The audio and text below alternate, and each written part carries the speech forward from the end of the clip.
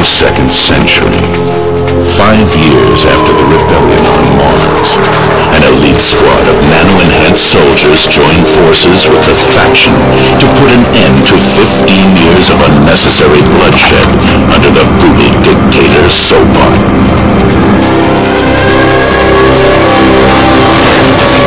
Red Faction 2.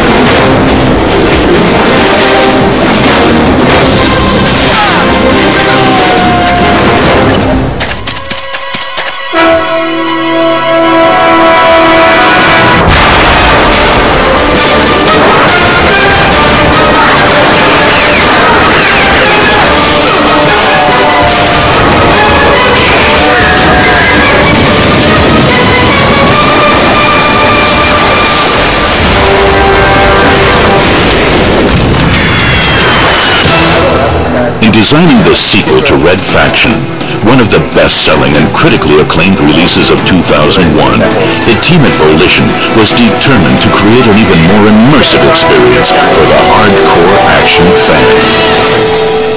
They started by improving on the revolutionary GeoMod engine which they had pioneered for Red Faction, literally blowing away the static environment concept of competing first-person shooter games. GeoMod technology allows the player to alter and destroy the game world in real time.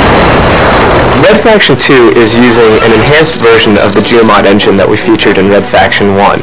We've made it faster, it's more stable now, and I think it reflects the new philosophy in design that we've taken. We wanted to increase the number of ways and the number of solutions a player could approach any situation with. And we did so just by making everything that we could think of destructible. We incorporate both real-time and scripted destruction, both arbitrary and positionally determined, to really just make it feel like you can blow apart absolutely everything in the world. And I think that's what players really enjoy doing. The ground-up improvements continued with faster load times, higher frame rates, better graphics, more detailed enemies, motion capture animation, and smarter AI. With improved technology in place, the team entered the design phase, hashing out details of story, level design, and character. We try to develop our characters around the gameplay that you'll see the character in. After the concept phase, they move into being modeled in 3D. We approve the 3D model, we apply textures to it so it looks like a final product. Then it's brought into game. We apply motion capture animation to the model, and that's what really brings it to life. For the honor of the Commonwealth tonight, Sobot dies. To voice the pivotal role of Squad Commander Moloch, THQ brought in Hollywood veteran Lance Henriksen, known to audiences from films like Aliens and Terminator. And smarter than anybody else. It's written in a very focused way. All of these lines that are in this are used as guideposts for something that's going on in the game, but you still have to flesh it out. They would destroy the technology that created us.